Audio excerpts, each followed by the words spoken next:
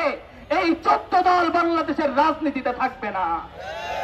স্পষ্ট করে জানিয়ে দিতে চাই, জুলাই গণঅভ্যুত্থানে 2000-এরও অধিক শহীদ হয়েছিল। তাদের প্রতি আপনাদের কোনো মায়া মমতা দেখি না, কুত্তা মরলে আপনাদের মায়া মমতা দেখি।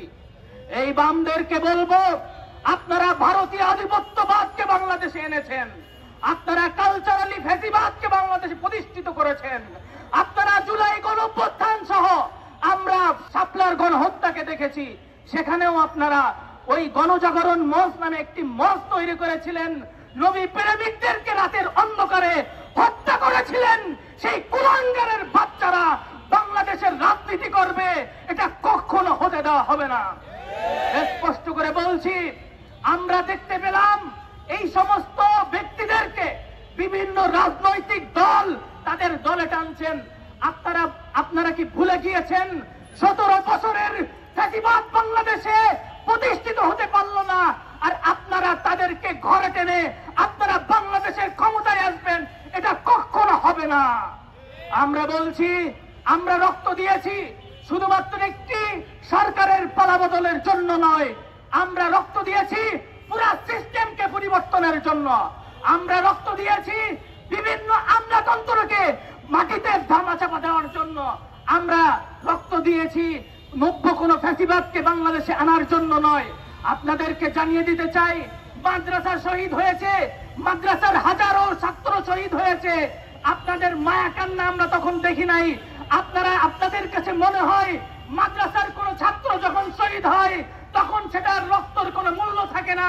আপনাদের কাছে যখন কোন হিন্দু মারা যায়, কোন বহির্বিশ্বের কোন ব্যক্তি মারা যায়, তখন আপনাদের কাছে এটা খুবই দুঃখের ব্যাপার হয়। আমরা বলছি, বাংলাদেশের স্বাধীনতার আন্দোলন থেকে এ পর্যন্ত মাদ্রাসার ছাত্রদের যে ভূমিকা ছিল, বাংলাদেশের মুসলিম জনতার যে ভূমিকা ছিল, আমরা 24-এও সেটা প্রমাণ করেছি। অতএব এই কওমি অঙ্গনকে মাইনাস করে অথবা বাংলাদেশের ধর্মপ্রাণ জনগণের চিন্তা, বোধ, বিশ্বাসকে উপেক্ষা করে বাংলাদেশের সংবিধানে কিংবা বাংলাদেশের সংসদে কোনো আইন আমরা দেখতে চাই না। আমরা একটি স্বাধীন বাংলাদেশ চেয়েছি, যেখানে বহির্বিশ্বের কোন নাক গলানি আমরা দেখতে চাই না। আমরা গণঅভ্যুত্থানের পরে এমন একটা বাংলাদেশ দেখতে চেয়েছি যেখানে দুর্নীতিবাজ থাকবে না, যেখানে চাঁদাবাজ থাকবে না, যেখানে খুন খারাপি থাকবে না। রাজনৈতিক কন্দলের মধ্যে চাঁদাবাজি হচ্ছে, টেন্ডারবাজি হচ্ছে। দুঃখের সাথে বলতে হয়, এই সমস্ত দেখার পরেও আপনারা কিভাবে চুপ থাকেন?